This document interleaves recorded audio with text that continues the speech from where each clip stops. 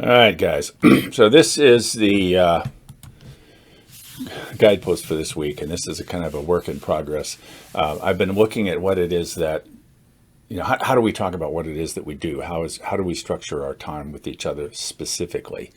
And this is a good time, from my way of thinking, to really be doing this, because we have two new folks who are going to be joining us on Sunday evening. I mentioned this last week. Gail and Betsy have just completed the 10 disciplines class, and I think they're ready to join us on Sunday night, and they are cautiously optimistic that they want to do that. I think they'll be great additions. That raises to 18 the number of people who are on our list of folks who are consistently a part of the group or invited to be a part of the Sunday evening Living with Intention pilgrimage. Now, one of the things that I've been putting forward about understanding what we're doing on Sunday evening is that we are on a pilgrimage, and a part of the what brings me to that is a line from one of my favorite songs. We are pilgrims on a journey. We are travelers on the road. We are here to help each other go the mile and share the load. The question is, what does that look like in terms of us sharing the load? So I've been thinking about what those items are, and I've come up with these 6. And even after I put together this PowerPoint, I've kind of added some nuance to it. So this is definitely a work in progress, and I want us to continue this work together when we meet on Sunday evening. So the basic idea is, what are the rules by which we engage with each other? And certainly the central one, the one that is most durably a part of what we do, is the ritual of we open the meeting at 7, we begin to close it about 8:15, we meditate to open and close it, we spend some time holding each other in the kind of center of our attention. But throughout the meeting, what we're doing is we're giving each person voice by using the talking piece. And sometimes with somebody's talking, we don't understand something, we can ask a question about it. But I think we're pretty clear about who it is that has the talking piece at any given moment, and that we don't begin a topic until they've given it up and we've been able to take the piece. So I think that's a pretty durable structure, and I think it's working really well for us as a way of kind of slowing us down and making our conversation more intentional. There are a bunch of other things that we have talked about that are not quite so firmly ensconced in our shared culture. So the rest of these are things that I want to kind of throw out there to see, does this make sense to you? One of these is that we don't tell other people what to do. And I think we've pretty well locked into that. But we do definitely want to be able to be present in the group in such a way that we're letting others know what it is that's going on with us. In particular, what are the ways in which we experience ourselves being troubled about something? So this is what's just happening for me, and I've got these problems, and this is. So we want to be able to share our own problems, but we don't want other people to feel like it's their, not only they're not their responsibility, but it's not even their right to fix our problems.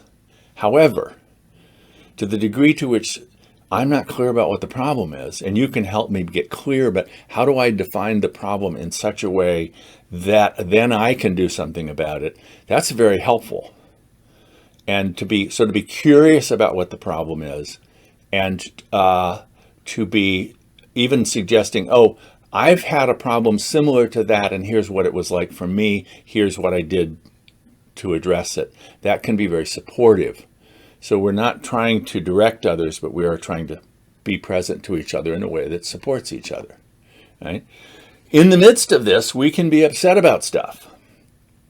And we're all empathic, and we don't like it when other people are upset. So one of the things we will tend to do is to comfort them and sometimes be even dismissive of feelings in the process of that. So our goal is not to make each other feel better. The goal is to help each other better feel. And we can do that when we talk about what our feelings are. We model for others. Here's what I'm feeling. As I listen to you talk about that, here's what's coming up for me. Or I've been in a similar situation. Here are the feelings that I had when I was in that situation. So this is about opening up the sharing, not opening up fixing it for each other. But a part of this means then, not just I'm going to be talking about what's going on with you, but I'm going to be talking about what's going on with me in the context of my relationship with you. And so when, in the process of being the group together, somebody does something that we notice, ooh, that doesn't feel good to me. That's kind of yucky. That pinches, ouch. I mean, being able to say ouch is really an important part of how it is we form the community. Because we don't intend to harm each other. We don't intend to hurt each other.